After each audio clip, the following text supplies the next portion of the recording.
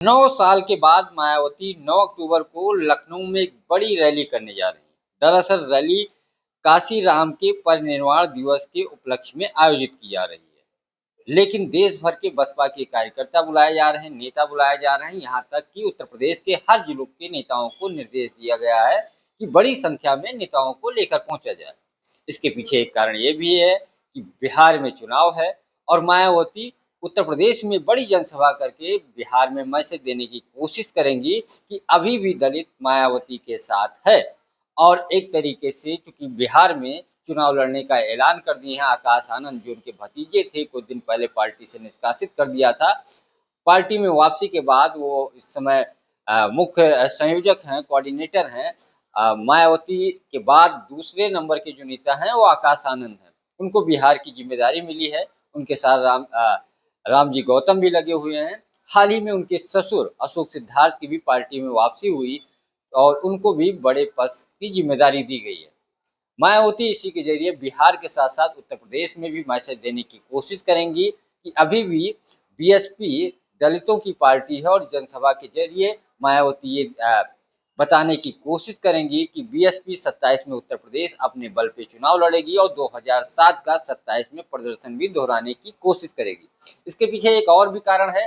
आकाश आनंद की पार्टी में जब वापसी हुई उसके बाद कोई बड़ा कार्यक्रम नहीं हुआ। उस मंच पे आकाश आनंद होंगे, उनके ससुर अशोक सिद्धार्थ होंगे, कई सारे और बड़े नेता होंगे। मायावती जनसभा को संबोधित करेंगी। तो कुल मिलाकर के आकाश आनंद की वापसी के बाद एक बड़ी लॉन्चिंग पैड लखनऊ में तैयार हो रही है, जो 9 अक्टूबर को जब कार्यक्रम होगा तो उस मंच से एक बार फिर से मायावती के करीब या बगल नजर आएंगे आकाश आनंद, और आकाश आनंद पार्टी के नंबर 2 के नेता हैं। साथ ही मायावती ये भी संदेश देने की कोशिश करेंगी कि अभी भी वो सक्रिय राजनीति में बनी हुई हैं, सक्रिय राजनीति से दूर नहीं हुई, क्योंकि बीच बीच में अफवाहें फैलती है कि मायावती सक्रिय राजनीति में नहीं है, वो कोई कार्यक्रम नहीं करती हैं, मीटिंग में नहीं है, दिखती नहीं है। तो ये मैसेज भी अपने कार्यकर्ताओं को देंगे कि 27 का चुनाव लड़ा जाएगा। फिलहाल इसकी अलग अलग नेताओं को जिम्मेदारी दी गई है, कई सारे कोऑर्डिनेटर लगाए गए हैं। जिलों से लोग बस से, ट्रेन और निजी गाड़ियों से आएंगे और एक बड़ा प्रदर्शन करने की मायावती कोशिश करेंगी। मायावती ये भी दिखाना चाहती हैं कि जो उनके ऊपर आरोप बीजेपी का बी टीम का लगता है वो निराधार है और असली जो लड़ाई हमारी है वो बीजेपी से है।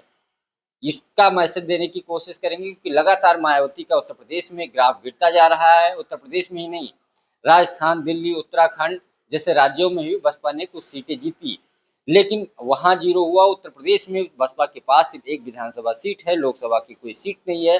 ऐसे में मायावती के राष्ट्रीय पार्टी छिनने का भी खतरा मंडरा रहा है, उसको दुरुस्त करेंगी। और बिहार में मायावती एक मैसेज देने की कोशिश करेंगी सभी पार्टियों को, वहां के नेताओं को, चूंकि अब बीएसपी टिकट बांटेगी तो उस तरीके के नेता टिकट के जो दावेदार हैं अगर किसी दल में नहीं आ रहे हैं तो वहां भी मैसेज जाएगा कि दलित मायावती के साथ हैं, जनाधार वाली पार्टी है, तो एक टिकटार्थियों की भीड़ बढ़ सकती है।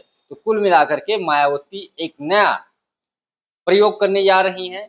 कार्यक्रम बड़ा लखनऊ में होगा, आकाश आनंद बड़े मंच पे नजर आएंगे और ये दिखाने की भी कोशिश होगी कि अब आने वाले दिनों में बसपा आकाश आनंद की होगी।